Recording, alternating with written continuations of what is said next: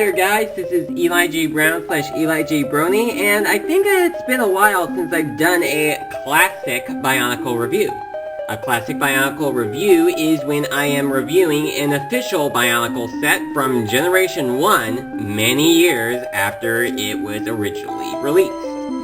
And this is Hydraxon. This is a Titan set from 2007. Now, I've actually had Hydraxon on the shelves for some time, but I had him built differently than the way that he was originally built. And I decided, I think he should actually be built the way that he was supposed to. But the trouble was, I didn't have all the pieces that I needed to build him, mostly because I've been using them on a lot of my mocks. But I was able to order some new pieces, such as these weapon pieces, which are also available with Buki from the same year. And I noticed, as I was looking through my other mocks, I realized that the pieces that I did have, these pieces from Hydraxon, I actually used them on my Taupe Duck mock that I did a couple of years ago, and I still have that around. Didn't bother taking them off of him because I wanted to keep him around, so I just got some new ones for Hydraxon. I actually got a third one because the store had 3, so I decided to get 3. Not sure what I will do with the other one, but I have it for whatever use I may need with it. So anyway, I just got the last of those pieces today, and now I'm going to take a look at him. Now, of course, since this is, well, basically a 9-year-old set, the set came out in 2007, and the year that I am recording this is 2016, which means that a year from now, this set is going to be 7 years old. Can you believe that? Well, one problem was the tubing at the back. It's kind of bent up, because I used them on my Melting Universe Makuta mock a couple years back. I did switch those with shorter tubes. It wasn't easy. So they're pretty much all bent up. I'm not quite sure how you can get one of these tubes to be straightened out again after it has been used. Now, of course, while this looks like it's built the way that it's supposed to, there are 1 or 2 things that make this different from the way that it should be built. Instead of using those ball pieces that have a hole going all the way through with them, I went ahead and used the ones that don't go all the way through. Those ones like from the first year, the ones that were used for half of the Toa's chests, like Tahu, Liwa, and Kopaka. And as you may remember from watching my How I Got My Toa Sets video from 2001, well, the video wasn't from 2001, it was talking about me getting the Toa set from 2001. You may remember how I lost mine from my Tahu, but don't worry, I got that taken care of in time. You should watch that video to hear exactly what had happened.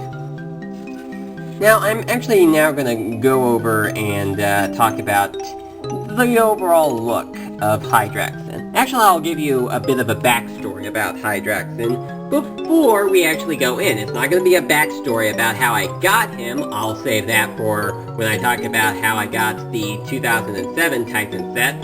So, don't know when I'll record that. In fact, at the time that I am recording this, I still have not gotten my 2002 to 2004 videos made, but I already recorded lines for them, so I should be able to get that done.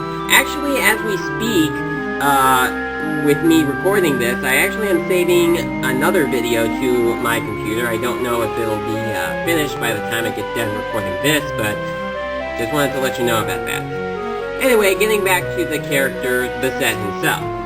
Well, Hydraxon uses the Paraka feet, the webbed Paraka feet right here. Sorry, I know I was going to talk about the backstory on the character, but oh well. And he also uses the Roxy leg pieces. They are in black right here. This isn't the first time that we are getting these pieces in black, because we got them in black in 2004. These pieces originally came out in 2003. And with black pieces, you pretty much have noticed a lot of dust get onto the pieces. Well, I don't think that you can actually see them on the camera right here, but if you saw this set in person, well, at least this figure in person, you would easily be able to see the dust. I also think that there are some pieces that kind of lost a bit of their color, kind of got a bit yellowed over the years. Okay, anyway, uses the black Toa and Nika feet, the ones that came from New Peru, Holly, and Kongu, for his shoulder armor. So, yeah, that's basically not an idea that a fan thought up. Though you could still use that in your mock making, even though LEGO has already done it officially. And he uses a silver Paraka foot, the webbed version, as his torso piece. And he also has Vaki leg pieces that are used for his lower arms, and he also has these customized hands right here.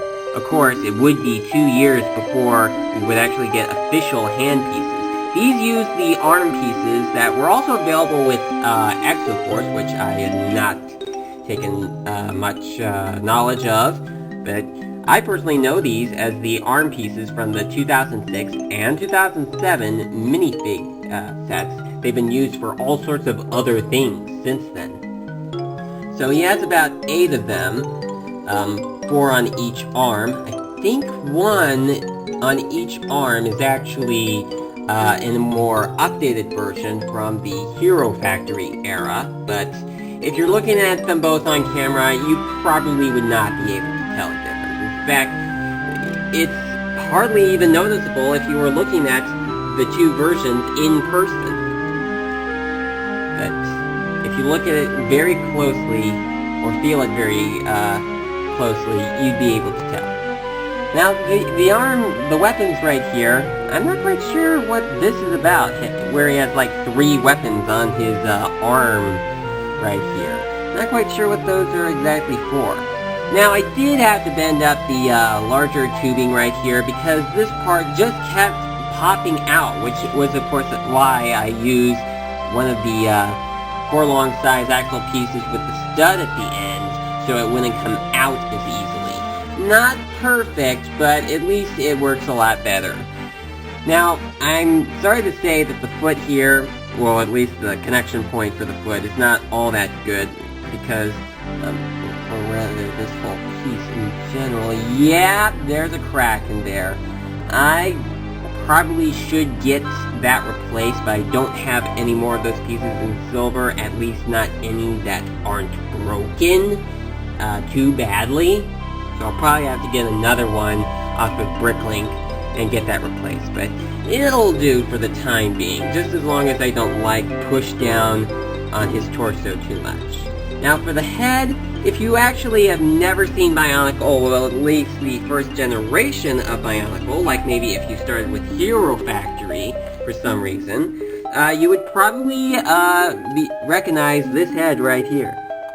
Like his mask. Alright, there you go. Now, where have you seen that before? If you have never seen this set before, and if you've seen Hero Factory. That is, in fact, the same mask that was used for Von Nebula, the main villain of the first installment of Hero Factory. Yep, it started out as the mask for Hydraxon. Well, actually in the story, it's not considered a Kanohi, as masks were called during Generation 1. According to the Bionicle Wikipedia, it states that it's actually a powerless helmet. But it does work well for mock making, where you can like maybe pretend like it's some sort of Kanohi and use it for one of your Toa mocks, if you so wanted to. I mean, in the story, this right here is just a powerless helmet, as I am told, so it does work the same way as a normal mask does. And he also has the underwater blaster right here that the Toa Mari also have. Now for the character's backstory right here. Hydraxon, well, actually there were 2 different versions of Hydraxon that came out in the story. The original Hydraxon was like a jailer, well, so is the current one.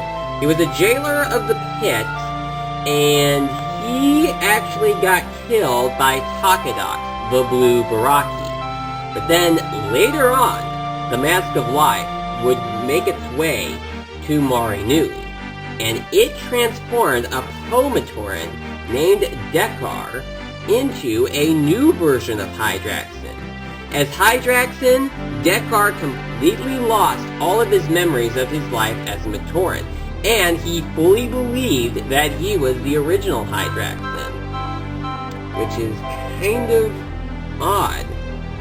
I mean, he was a Matoran that was transformed into a new being, and he has no memory of his life as a Matoran. Now, I think that Dekar did seem to have some knowledge that he was actually a Matoran, even though he did not have any memory of it. He had the memory of being Hydraxon. So that is quite an interesting backstory. I mean, at the time that I actually got both of the sets, I did not know about that. I didn't follow the story about Hydraxon, but that's basically the story right there. So that is about it. That is Hydraxon, a Titan character from 2007, and it was really good to build him up properly again after a couple of years of having him be built in my own custom way. But he's built up the way that he should be again, and he's going to stick like this for, well, for as long as I decide to have these figures built up. I don't know, maybe I'll disassemble them at some point and use their parts for more mock making, but I don't have any plans on doing that right now. For now, I'm just going to have him sit on the shelf, and maybe if I come up with another use for him, I will do so, like maybe if I decide to have him be featured in one of my future videos, I will do that. But he will be going on display on my shelves right after I finish recording this video. So, thank you for watching, and I will see you next time.